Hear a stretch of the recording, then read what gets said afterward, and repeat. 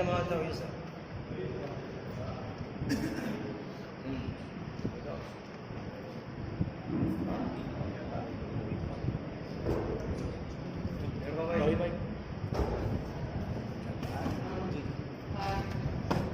الحمدللہ والصلاة والسلام علی رسول اللہ.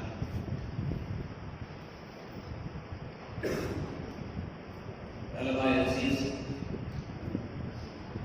آج میں اپنے کو بہت مظلوم محسوس کر رہا ہوں. 40 سال سے ندوے میں پڑھا رہا ہوں. کتنی نسلیں ہیں جو پڑھ کے نکلی اور ندوے کے کتنے استاد ہیں جو میرے شاگرد ہیں. آج میرا عقیدہ چل رہا ہے. پورا عالم اسلام اللہ کے فضل سے مجھے مانتا اور کہتا کہ ابو الحسن الصغیر یہ سلمان حسین. ندوے میں کچھ کتنا پرور شر پسند افراد اس کوشش میں لگے ہوئے کہ سلمان کو یہاں سے نکال دیں.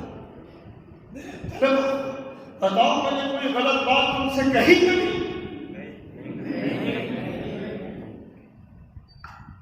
شریعت کے خلاف میں کبھی بولا؟ میرا جرم یہ ہے کہ میں بدماش سعودیوں کے خلاف بولتا ہوں، بدماش کے اماراتیوں کے خلاف بولتا ہوں، میں بدماش سیسی کے خلاف بولتا ہوں، میں یہودیوں کے خلاف بولتا ہوں، صلیبیوں کے خلاف بولتا ہوں. یہی میرا جرم ہے. یہاں پہ کچھ لوگ ہیں جو یہ کہتے ہیں کہ پیسہ بند ہو گیا، ان بدماشوں کا، حرامیوں کا پیسہ بند ہو گیا، تو اس لیے چاہتے ہیں کہ سلمان کو ہٹا دے تاکہ پیسے کی بارش ہو. اس کے لیے انہوں نے صحابہ کا موضوع اختیار کیا. صحابہ میری جان ہے، صحابہ میرا دماغ ہے، صحابہ میرا دل ہے. جو حضور پر فدا، میں ان پر فدا.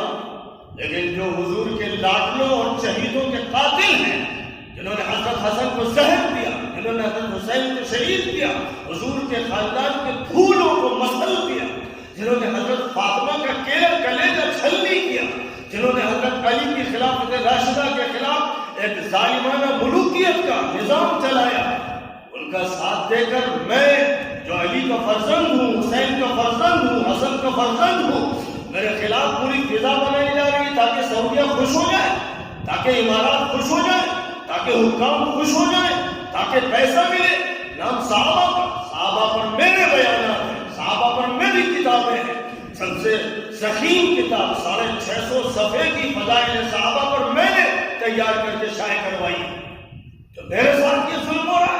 اور یہ مولانا توحید صاحب کیونکہ مجھ سے ملتے ہیں، محبت کرتے ہیں اور حق کی بات کہتے ہیں اور ہماری آواز میں آواز ملاتے ہیں، ان کو ندوے سے نکال دیا گیا. اے لوگوں، یہ عدل ہے؟ یہ انصاف ہے؟ خدا کی قسم اگر تم اللہ کا انصاف چاہتے ہو، اللہ سے محبت چاہتے ہو، نبی سے محبت چاہتے ہو، صحابہ سے محبت چاہتے ہو، اولیاء اللہ سے محبت چاہتے ہو، تو تم یہ کہہ دو کہ ندوے میں ہم یہ ظلم نہیں ہونے دیں گے. انشاءاللہ جیسے میں نے آپ لوگوں سے کہا تھا کہ سنیچر کے دن مسجد میں میرا بیان ہوگا، جو روکے اس سے تم نمٹنا. بیان ہو کے رہے گا انشاءاللہ. کوئی طاقت اب روکے گی نہیں، کیونکہ اب یہ ظلم کا گہوارہ بن گیا. ہمارے بزرگ، ہمارے محترم، ہمارے سرپرست حضرت مولانا رابع صاحب دامت برکاتہم، جن کی ہم عزت کرتے ہیں، احترام کرتے ہیں، وہ میرے محبوب ماموں ہیں. ان کے بارے میں، میرے بارے میں غلط فہمیاں پھیلائی گئی کہ میں نے مولانا رابع صاحب کی بے ادبی کر دی. یہ جھوٹے، مفتری، کذاب، منحوس، ملعون لوگ ہیں جو یہ بات کہہ رہے ہیں. وہ ندوے کو توڑنا چاہتے ہیں. میں تم سے کہہ رہا ہوں کہ عبدالعلیم فاروقی کو، فاروقی کو ندوے میں گھسنے نہ دو. دیوبند کے جو ٹکڑے اس نے کرائے، اس جیسے لوگوں نے کرائے، جمعیت کے ٹکڑے کرائے، تبلیغ کے کرائے، مذاہب کے کرائے، یہ ندوے کو بھی توڑنا چاہتے ہیں. اور یہ سمجھتے ہیں کہ سلمان اکیلا ہے. انہیں معلوم ہونا چاہیے کہ سلمان کے ساتھ اللہ ہے، رسول اللہ ہے، اسلام ہے. اس لیے تمام طلباء طے کر لیں کہ ہم یہ ظلم نہیں ہونے دیں گے. اتنا صبر کرو. صبر کرتے کرتے میرا کلیجہ چھلنی ہو گیا. جنہوں نے حضرت حسین کو شہید کیا، حضرت حسن کو زہر کیا اور حضرت حسین کے بیٹوں کے ساتھ مظالم کیے، ان کے ساتھ کھڑے ہیں لوگ، ان کا ساتھ دے رہے. اور اہل بیت اور فاطمہ رضی اللہ عنہا سیدۃ النساء العالمین، ان کے خلاف، علی کے خلاف، حسن حسین کے خلاف ظالموں، باغیوں، طاغیوں کا ساتھ دے میں یاد رکھیں کہ یہ نہیں چلنے دیا جائے گا انشاءاللہ۔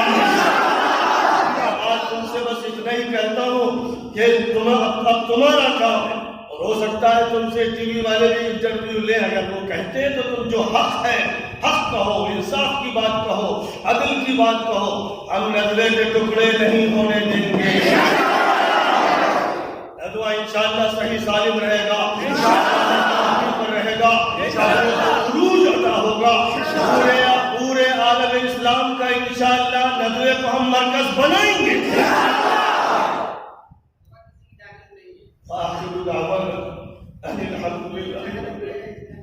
میرے دل پر چوٹ ہے، میں نے تم کو پڑھایا اور 40 سال سے کتنوں کو پڑھایا، کیا میں غلط بات پڑھا رہا ہوں؟